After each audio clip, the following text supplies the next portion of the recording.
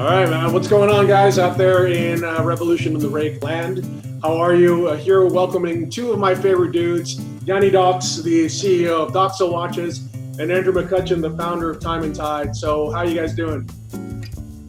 I'm doing really well, Wes. Good to see you. Good to see you, Waco. Hi, Andrew. Hey. Good to see you both. Okay, so the first time, before we get started, I just want to do a big shout out to Andrew and the Time+Tide. When the Australian forest fires or bushfires were really rampaging across the country and really decimating huge amounts of wildlife, huge amounts of land, Andrew and Time+Tide stepped up and they put together an incredible charity auction. I think they even sold a watch that belonged to that dude from U2. Was it Adam Clayton? I think, right? Yeah. Which was amazing. I think it was a Moser watch. Yeah. And I'd been to Singapore just before that and seen him wearing it on stage. So it was like an extra kick because, often there's these provenance, maybe a little rewriting history a little bit, but I'd seen it on his wrist as he was playing in Singapore. So it was pretty cool. That's also awesome because I was at the same show. So that's right. Yes. And that was an amazing concert, Sure was. And yeah, Jan, I'm so pleased to have you here. I think, I have to really congratulate you also.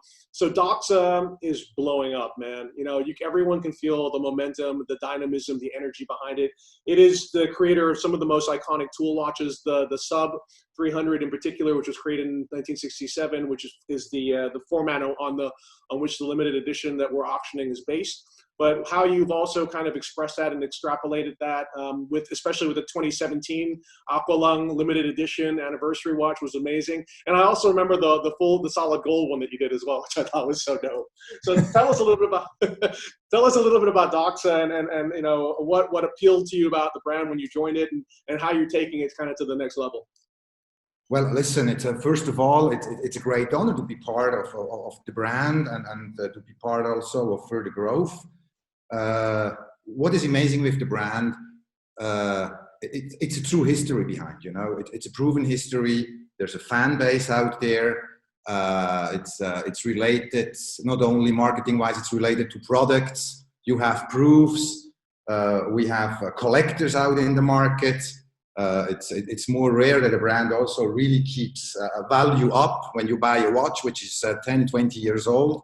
So the resale value on the market is there. But just technically, it's a huge heritage of the brand. And now for us, the challenge also for the future is to make it in a certain extent more accessible to a larger audience. We have this fan base, but at the same time, we need to think about the next generation. And that's a little bit the kind of challenge, not just to feed the desire of the fan community. There's also a lot of potential also to make Doxa known to an audience for the next generation who may not know everything. And in today's world, everything is moving faster. You have competition out there. So, but we have a clear strategy, also in close collaboration, with our markets, also together with Andrew, who is for me also the voice in the watch industry for Australia. And there we are really starting to build up a team. First priority was also we opened up subsidiaries in the United States. We opened up a subsidiary in Europe. Then in close collaboration with Andrew is really to control the business also. We're not just going out in old days just to go everywhere with distributors. It's really to be able to control, to stay close to the end consumer, listen and to move on. So it's a huge honor for me, and we have a clear vision also for the future. Yeah. So lots to be done. And Andrew, I would imagine Australia is a particularly good market for Doxa as well. It being a very sporty and kind of outdoorsy market with some amazing places for swimming and diving and snorkeling as well. So tell us a little bit about Doxa and its impact in Australia. Oh, look, you're right. I mean, steel sports watches are blowing up all over the world, but in particular in Australia, if you're going to have one watch, it's a steel sports watch, and it has to have at least 100 meters water resistance. This is the feedback we get in this market. It can't just be for play, can't be for show. And for me, in addition to the fact that it's a great fit for the market and it's definitely the hottest segment in Australia, it's also it's such a sleeping giant in the history of diving watches in particular. And it's one of these mythical kind of stories, the helium release valve being developed with Rolex in the mid-60s. And, it's got all of these untold marketing stories. And often, I mean, you and I, our role is often to hype marketing stories that are sometimes a little flimsy, whereas I think the absolute gold as a journalist is to find something that's pure gold and for it to still have all its potency, and to tell those stories. When we traveled around Australia, sharing Doxa with watch lovers, telling stories about this collaboration with Rolex, and many other stories about just how how primary it was as a dive watch tool in that 67 period. And then pulling out old magazines and catalogs and having a full page ad for Doxa next to a quarter page ad for Rolex, and realizing that there's a great deal of untold stories around it that can not only excite the market from the point of view of the product's great, try it on, the proposition's perfect for price. It's also then embroidering it with all this great historical information, which for me has been like the ultimate kind of joy, is to not have to sometimes lean a little bit more on the hype and the marketing, and just to let the stories tell themselves. So, I'm sure this is, like, I always love to say that when we met, you ask about these, you asked me, what's your favorite myth about Rolex as a conversation starter. And it's kind of the way that we talk and communicate, isn't it? It's all about the true stories of watchmaking. Yeah, absolutely. One of the things that I love about Doxa is its story is so inseparable from really the guy that created scuba, which is Cousteau. Everyone knows this great story about in 1942, 43, how he was experimenting and found this way of creating the regulator, which allowed the air to flow only when you were breathing it in. And then he created this, him and Emile Gagin created this device. And then they started to introduce this as a way for people to have recreational diving. And then he created in the 60s, a company called US Divers. And he was, there we go. He's in great shape, this dude. It's like you, Andrew. It looks like he exercised at the time. Shredded. Jesus. I've got a new mentor. Amazing. And then he had a company in America called US Divers, and he wanted to he was importing the aqualung, the scuba gear in through the US Divers, but he was also the sole importer of the Doxa sub, and so much that he loved this watch that he wanted to be the sole importer of the watch, and at one point he even had a model that had the aqualung symbol on it, which is one of the most collectible watches in diving watches. So in 2017, Jan, I believe you did kind of a tribute to that. Maybe we can pull that watch up and you can tell us a little bit about that 50th anniversary watch. Yeah, so first you talked about the aqualung, the carbon. So first for us, it was also to go back and I met the principles of aqualung. And also there, it was amazing that you feel the same energy, still the same spirit, We went back. I was also in the headquarters in Nice. And when you see their museum, we have back to the days, so much content to share. But mainly was also to go back in time with Jacques Cousteau. Also what happened in the end of the 60s, time is running. And when you see, for example, Doxa at the time, in the end of the 60s, the diving watches, they were more, I don't call it more boring, but in regard of the dials at the time, we had black dials, dark blue dials, and that was it. And in the 60s already, the engineers of Doxa at the time, they had this kind of out of the box thinking, And just here behind very closely that at the time in the Lake of Neuchâtel, they went down, they were testing diving watches. And then, for example, they find out, but the best color to see, your watch is orange. So it was in the 60s. And at the time, the engineers said, okay, we don't care what is the market, how it looks like. So, and that's where during those times, here you see the orange dial came up. And it was instrumental at the time. Also, Doxa was seen as an innovator. And at the same time, it was also to be able to offer really a diving watch, high quality, but still for a very affordable price. And that's still a main aim which we carry forward today. So now, of course, if you have this rich tradition in history, then we went back also with aqualung, and there was no question about that we need to do a reissue. But now the main thing was also not just to go back in time in history. So how can we combine, let's assume in 100 years or in 50 years, what will people talk about? Okay, what did Doxa and Aqualung do in 220. So that's why then we say, okay, on the same time, we take the history, and on the same time, we take new modern materials, to combine. And not just to go back in history, let's do a reissue. And that's why we figured out black is also one of the main colors used by Aqualung. Here we go. And then we combined it. And I think the watch by itself is now 87 grams only. And it's to combine the modernism with history. And I think the result and the feedback was amazing. I think also in Australia with Andrew. And very proud in this collaboration. And we follow the path also together with Aqualung. Yeah. Andrew, tell me a little bit about why you love this watch. I mean, it's pretty sick. Carbon case, titanium inner case, amazing graphics. But what appeals to you about that particular piece? So it's just the way. For me, it's like brands like Doxa can get boxed in a corner, and this is Doxa just dodging right out of that corner and saying that taking forward the things that people love about the brand. They love that cushion case. They love that Aqualung co-brand. And they love the boldness of the piece, but then to put it in carbon is just crazy. And add the value proposition of like the wearability of an 87-gram watch. It's exquisite. You don't even know it's on.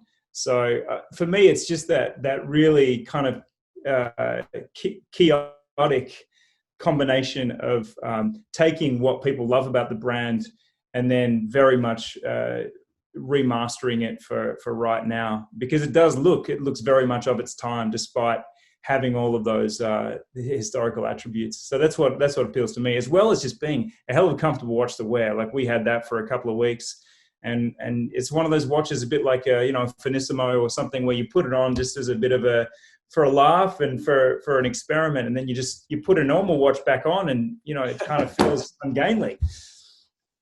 That's awesome. So, Jan, we had mentioned how I think Andrew and Time+Tide had shown us the way in terms of raising funds for a worthwhile cause. For those of us, and I think all three of us are fortunate enough to live in a first world country, and these restrictions are starting to lift now, which is great, cautiously great. But, in a lot of other parts of the world, I think we can see what's going on in Brazil, in Peru, in South Africa. They're still in the peak of their infection and the economic hardship that this would bring about also. So for us, it was important to create a charity that would benefit COVID solidarity, that would direct funds to wherever in the world people were most badly affected. For both of you guys, and maybe we'll start with you, Jan, tell me a little bit about why that's important to you too. Also, well, definitely it's, overall, I'm telling that during these difficult times, we carry a value. It is not just to stay close to the market, to partners, to employees. And you need to prove yourself in moments when it's raining, we have days with sun. During days of sun, it's easier to do well, to move around. But the real proof of partnerships and solidarity, you need to prove yourself when it's raining. And it's definitely rain outside. And so also for us at the time, we were also worried about our employees, the families, and we have a duty. And as you said, we are maybe a bit more fortunate here to be in Switzerland, even though here was also not easy. But it's something to give back, to give a signal of solidarity, to support what Andrew did in Australia, what you do now, Waco. It's almost logical that we want to support this, to give signal. It is not that it's huge even for us, but it's no question that we'll support it. And to show proof we need to stick together also. So, and I find it wonderful what you do, Waco, and we hope it will not be over fast, even though now lockdowns are going down in certain markets, but the impact will be there still for months, even not years to come. And Andrew, yourself? Look, you've been far too kind to me with that mention of the bushfires, because koalas are pretty cute. It's pretty easy to get sympathy and a rallying call around the threat that our wildlife suffered, and there was some pretty horrible imagery that created a great deal of sympathy for Australia and for Australian wildlife in particular through January. So that, for me, that wasn't such a hard mission. But I think what you're doing is actually a really big extension of sort of bringing values into luxury and making various stands on the fact that values and the real world and life that likes to generally float with not too much proximity to reality. I think bringing them together it's what people's expectations of luxury are heading towards, and they're going to want to know more about they're going to want to know more about the values of the brands that they're buying into, and certainly the idea that somehow they're separate and that they don't relate to each other. The fact that the bushfires was a tentative step towards saying, hey, there's a bigger world out there. And then I feel like this is an even more dramatic. And look, I feel very excited and proud to be part of the industry at this time, because this is something of these are really important moments. And I think, again, I'm really delighted when you reached out and mentioned this new initiative. It was a no-brainer for Jan and I to contribute. And then to see the caliber of the watches you have, it's like you kind of looked and went, all right, Andrew could come up with Adam Clayton from U2. I'm going to bring some Deadpool into this, There's still some friendly competition between us, Wayne. There's still a friendly, one-upmanship that might have happened there. I mean, we could do an Instagram poll. Who's cooler, Deadpool or U2? But I think you might have me there. But look, it's great. To me, this is it's a moment that has a lot of facets. It's not just about, us all feeling that COVID-19 is dramatically worse for people of less means. There's no doubt about that. It's about the fact that there was maybe this 2020 was the year the watch industry realized that it didn't just have to care from a marketing point of view and an optics point of view. It really had to show where its heart was. And I think I get chills when I think about the genuine risks and the genuine sacrifices some brands have made to make values-based stands in 2020. I just think it's a great time to be a part of this industry if you're the sort of person that believes that these two should be integrated. And I believe they should, because, as you go on, if you're going to spend a lot of money on something, maybe part of the criteria is, what is the values of that company? Do I align with that? And, I don't know how you feel about that, but it's a verbose answer, but you really hit me with that one. And I think this is a big moment. I 100% agree with you, Andrew, and I think you said it perfectly. I think that this time that we've had throughout this period, and what we see also going on in terms of some social injustices in the world, I think it makes everyone ask the question, that brand that I'm investing in, whose entire purpose is supposed to make me happy, right? Because it's creating luxury. What are the values of that brand? And I've seen incredible stands taken, as you were mentioning, throughout this period, and it's only made me admire some of the people even more, But Jan, as the CEO of a great watch company, for you, I think, would you agree that ethics in every dimension are also important to you? No, absolutely. Listen, I try to resolve it in one word. It's the moment to show warmth. You can't stay cold. And I think during also with Andrew, we need to stay warm. We need to think about our environment. Of course, everyone is carrying his responsibility, the economic responsibility. But at the end of the day, it's not only this, and such as a brand and such as the community, you need to think about what's tomorrow, such as for your company as a brand, but it's not the only main factor. And you need to think, and the company, a brand lives with the knowledge, with the support of human beings, of a team, So there's a moment to think about the team. It's a moment to think about your customers.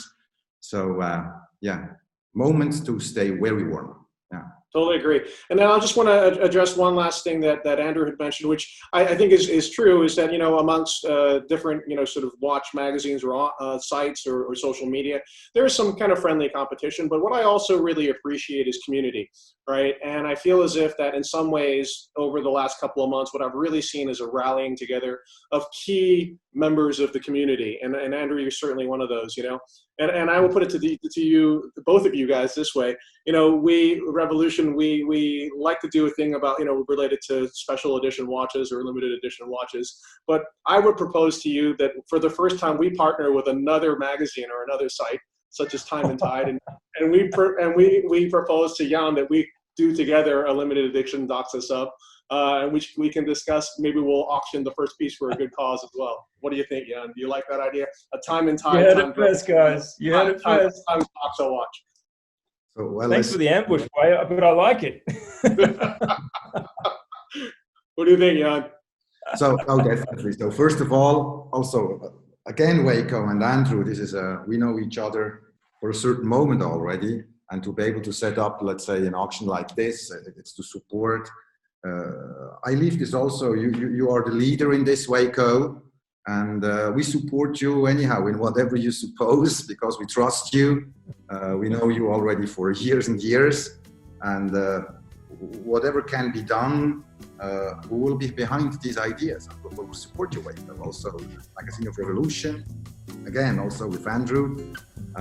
We're proud to be part of this, yeah. So, well, thank you both so much, and I will reach out to Andrew because I feel that he should be driving this project because he was the guy who put this all together, and I think we could come up with something really cool. But in the meantime, thank you both for your participation. You guys are both amazing brothers to have in the watch industry with amazing values, and so I really appreciate it. And guys, don't forget to bid. Everyone that's watching this on the Forged Carbon watch, the link will be in this story. Thank you guys. Have a wonderful day. Thank you very much. bye bye, Waco. Bye bye.